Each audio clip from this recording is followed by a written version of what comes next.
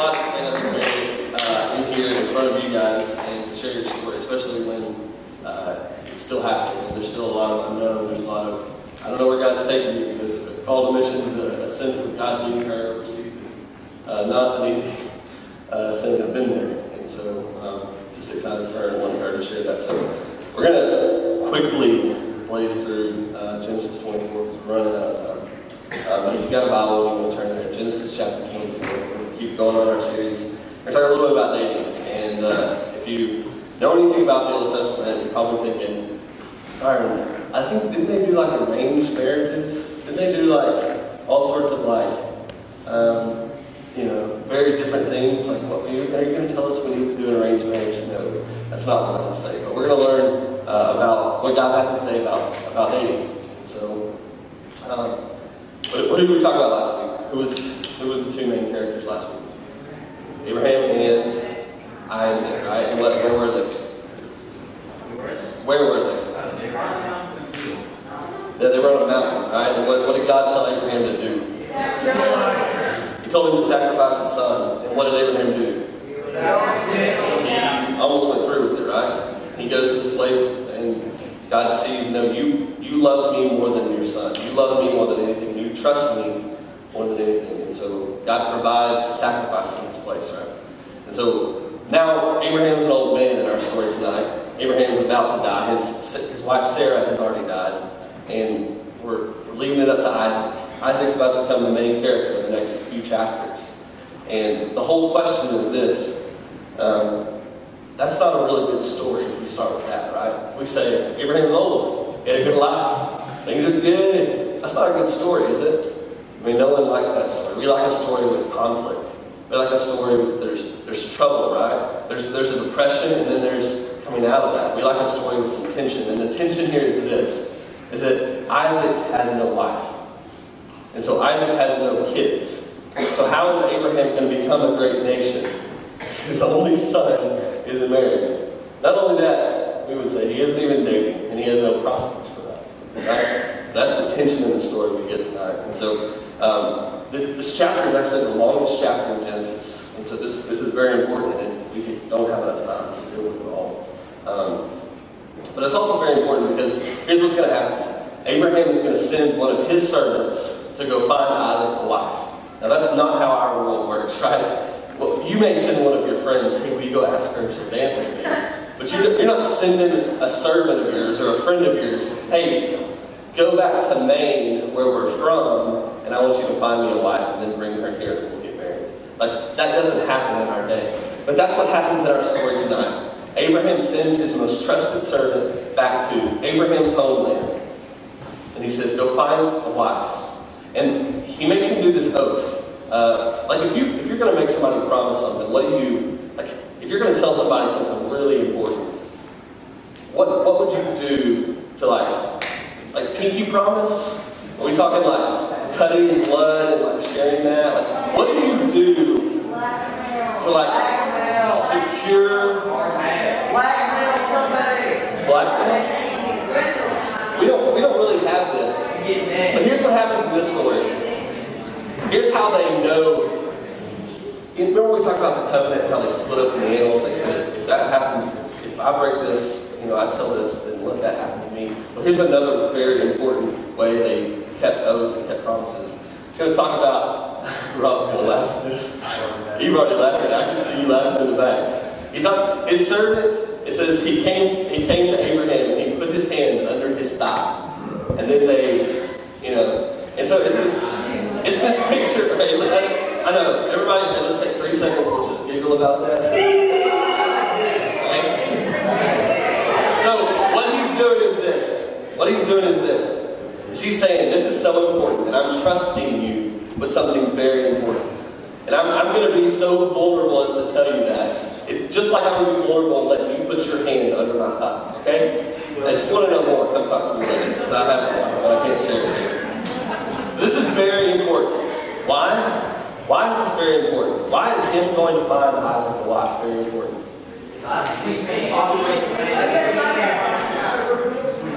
Because God is going to use Abraham. He's going to bless him. Why? To bless all the nations. He's going to make him a great nation. And comes through that line? Abraham, Isaac, Jacob, 12 tribes of Israel, and then eventually who? David, and then eventually who? Jesus, right?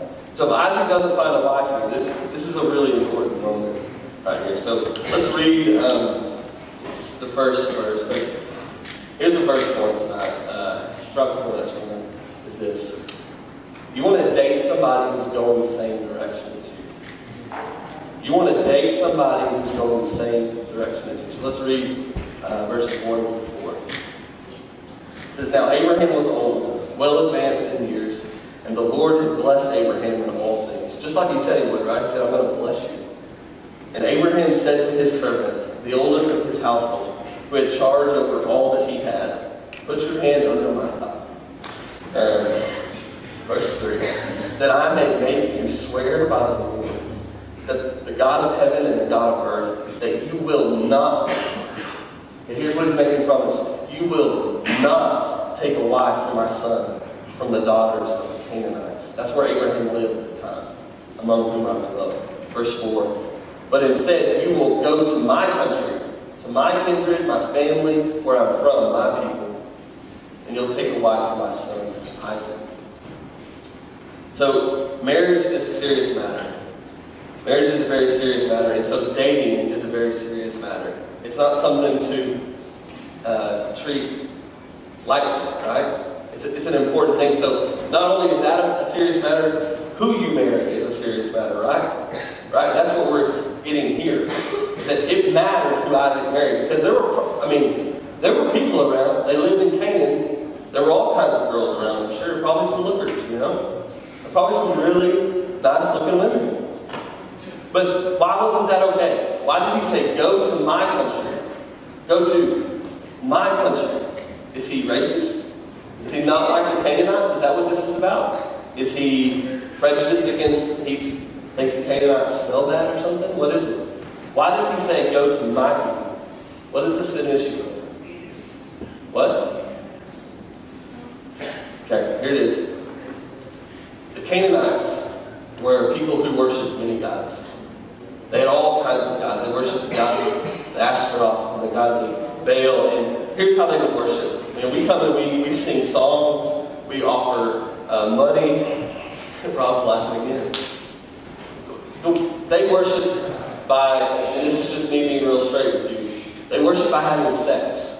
That's how perverted their gods were and their view of who God was. They felt like that was, they would go to prostitutes, and that was worship to them.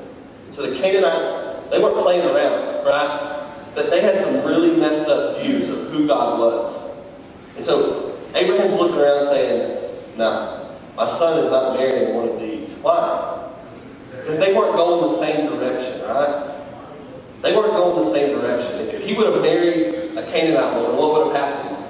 She would have slowly brought in some of her gods and said, no, we need to go to this temple. No, we need to go to this place. And their families would have begun to mix. And then eventually, the knowledge of God, the worship of God only, would have faded away, right?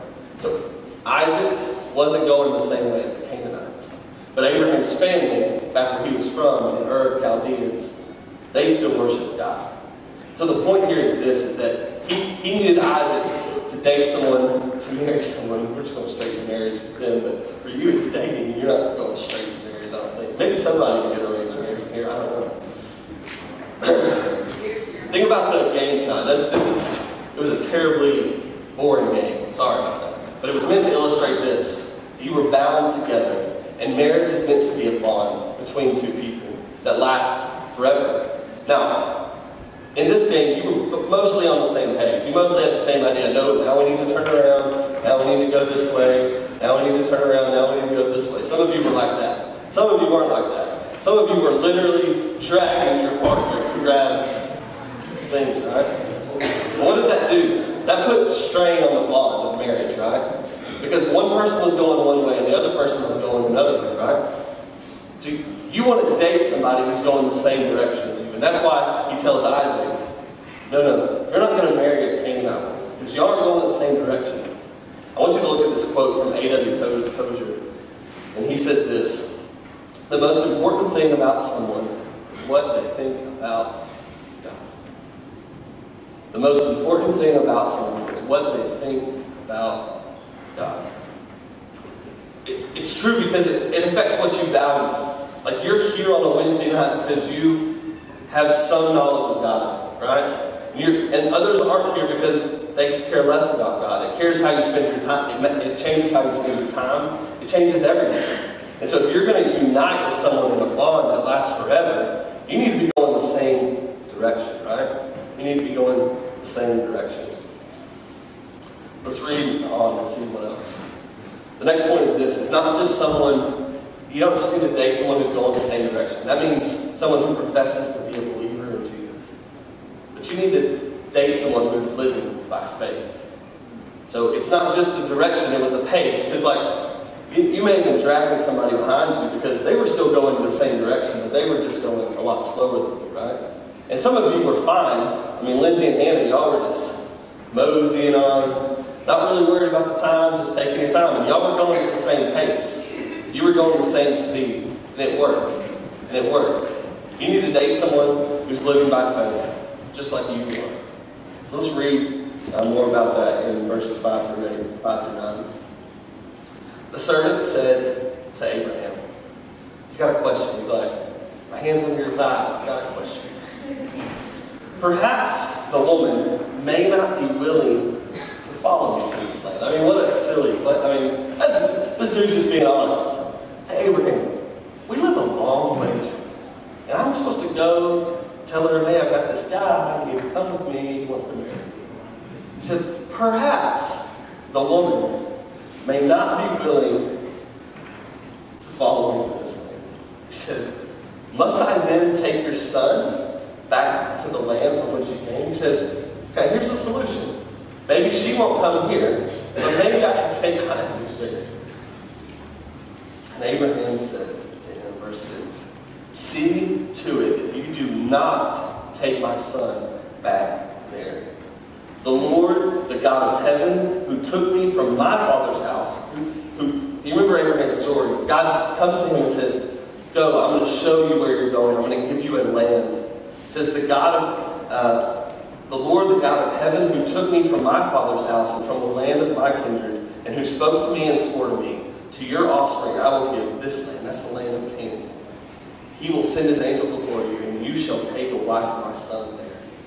But if the woman is not willing to follow you, then you will be free from this oath of mine. Only you must not take my son back there. So the servant put his hand under the thigh of Abraham, his master, and swore to him concerning this matter. So first thing is this, and we don't have time to deal with all the practical things, so we're going to stay very generic tonight. You need to date someone who's going the same direction as you. And you need to date someone who's going the same pace as you. Make sense? There's a lot to flesh that out. And that means you need to date somebody who's willing to live by faith. If you're going to claim to be a Christian, now I know some of you in here may not, but if you're going to claim to be a Christian and claim to follow God, what does that take? It takes faith. You have to trust that God is leading your life. God's directing. And you're saying, I'm banking all of my life on God's word. It takes faith in that, right? And if you grab somebody and you look pretty, we look good together in a picture, like, I laugh with you. That's your reasoning for why you're dating. And you're not dating because you're going the same direction and you're going after the same things. And it's going to cause tension. It's going to cause something to go wrong between you. So, what about this girl? The servant's imagining the scenario. He's like, I'm going to show up, and they're going to be like, what are you talking about? He says, why is that such a big deal? What if she won't come to our land? Why is he so adamant? No, you can't send Isaac there. She has to come here. Why is he so adamant about that? Why? Okay, faith, but I already told you that answer, but no, why?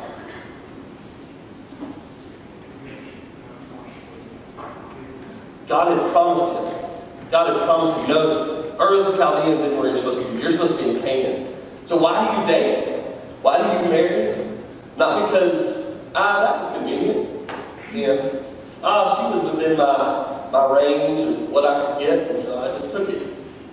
You don't date just because you want to date. You don't date because you're just bored. You don't marry because you're bored. You date because God told you to, right? And And God had said, no, this is your land. This is where you're going to be. So don't let her try to convince you, no, send Isaac here, and I'll marry him here. That's not what God told Abraham. So Abraham is adamant. If God told me to do this, I'm going to do it his way. What else? Why? How would that not be... how would this girl, she said, no, I won't go to that land.